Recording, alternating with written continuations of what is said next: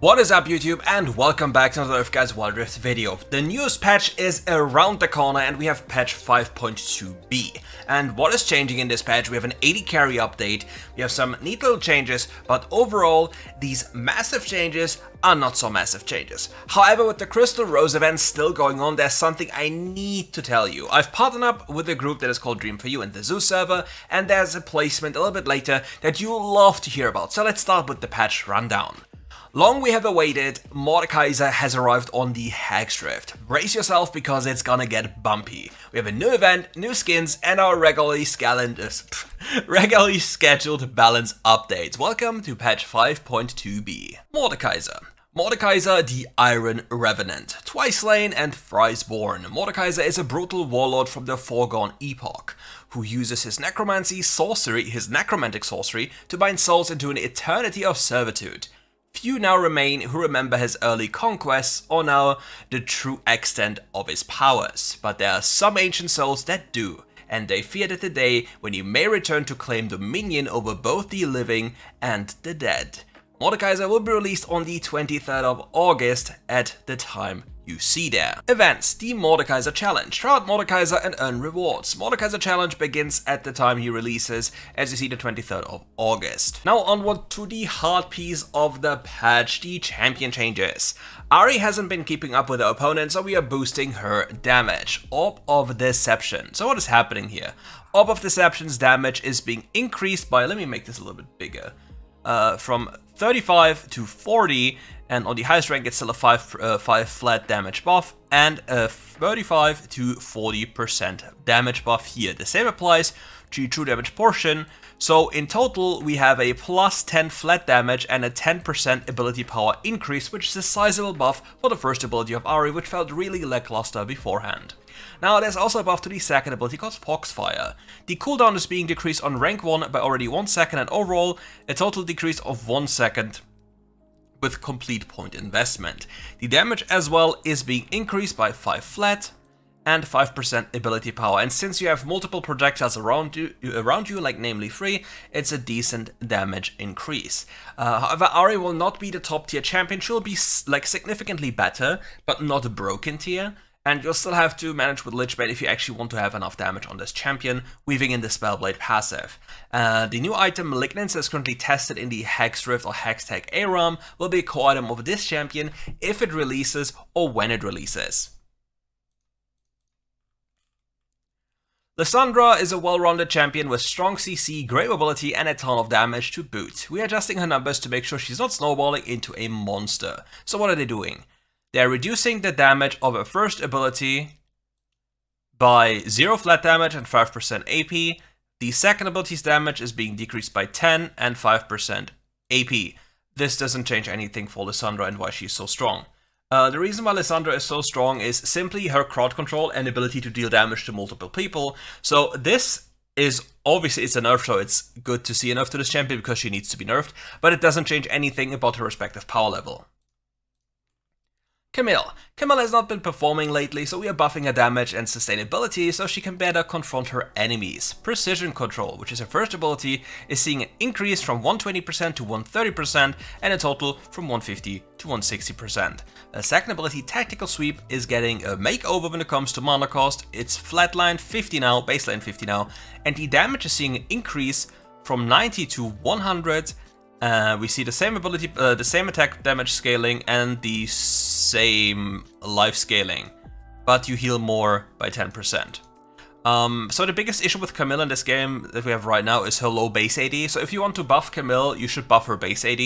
Like a +6 base AD buff, which is like the usual buff in WildRift, like +6, -6, sometimes +4 I think.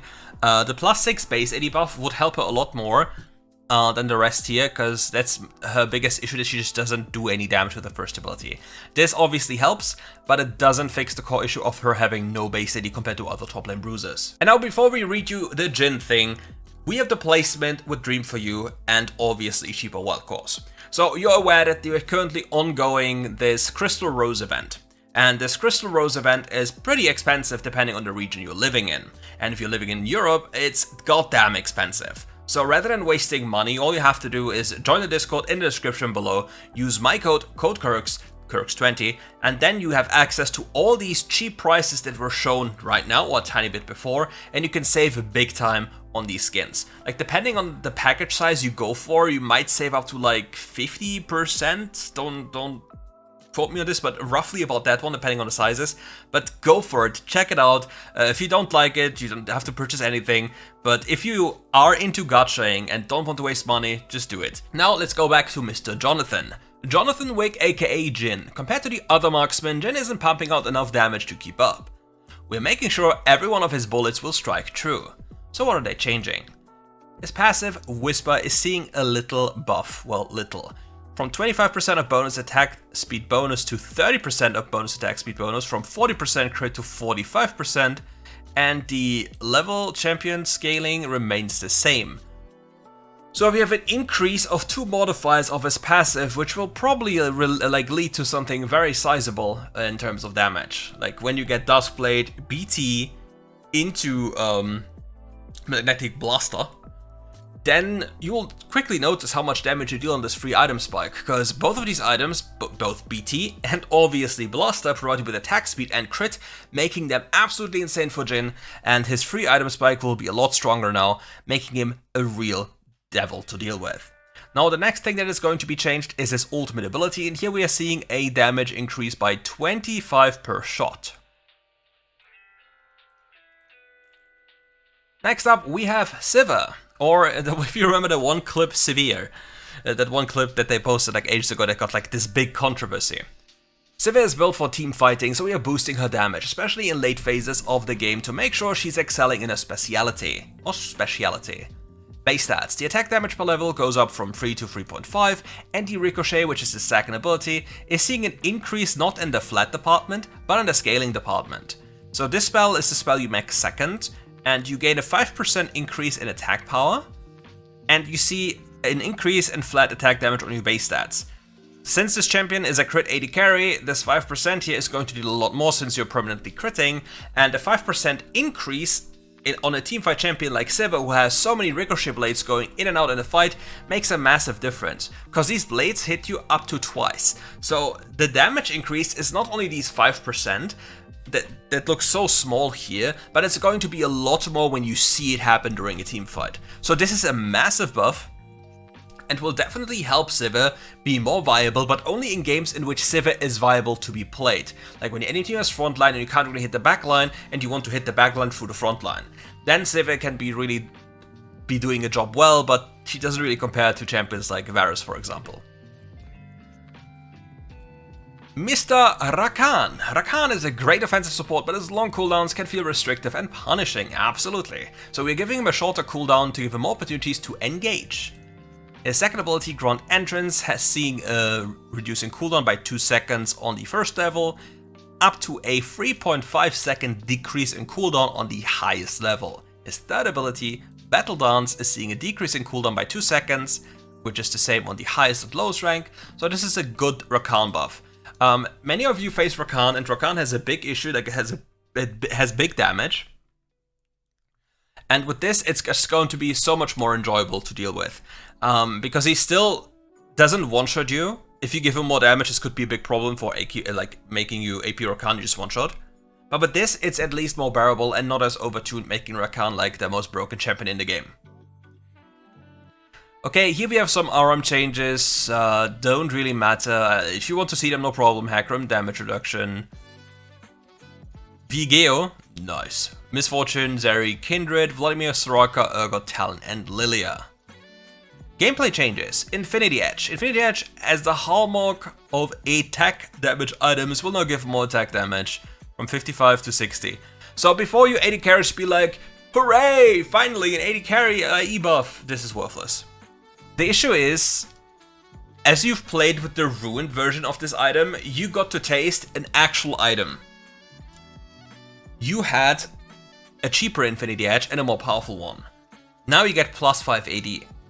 Riot can just bring back the ruined version of this item and it would still not be absolutely broken because AD carries are not as easy to be piloted. Some champions might be like outlier champions that could be very problematic, like for example, Zeri could be very problematic. But generally speaking, this item was never a problem, even if it's in its ruined version. Only a few champions were, but there's still a problem with other items, like for example Duskblade Lucian. You just swap Duskblade to Infinity Edge and you're basically at the same point again. And yeah, this doesn't do anything for the AD carry role, so it's cool to have. It's basically buff to crit AD carries. If you want to go for Infinity Edge, which on many champions you don't do anymore because there are other better alternatives that you need to survive, it's cool. Getting 5 AD is also cool, but yeah, it doesn't change anything in the grand scheme. Battlefield changes. T-Hex Mecha. We are speeding up the time to activate the T-Hex Mecha so it can keep up with your teammates. We are also prolonging the time of Home Guard so it can arrive to fights in style. Mechanism adjustment. 10 to 7 seconds to activate T-Hex Mecha after taking down Baron. No longer Home Guard duration after activation. More skins. Old God Mordekaiser, Coven Morgana and Coven Nyla. Banger skins. Get your wallets ready. I know you do, especially on this one and this one. Get him. And I think that's it. Yeah, cool, that's it. Thank you all for watching. If you enjoyed the video, leave a like and subscribe to the channel. We are back tomorrow with more content. Today we dropped the video that says nerf Lissandra, and hey, Lissandra has been nerfed. Amazing. So, catch you all soon and enjoy your beautiful day on the Rift.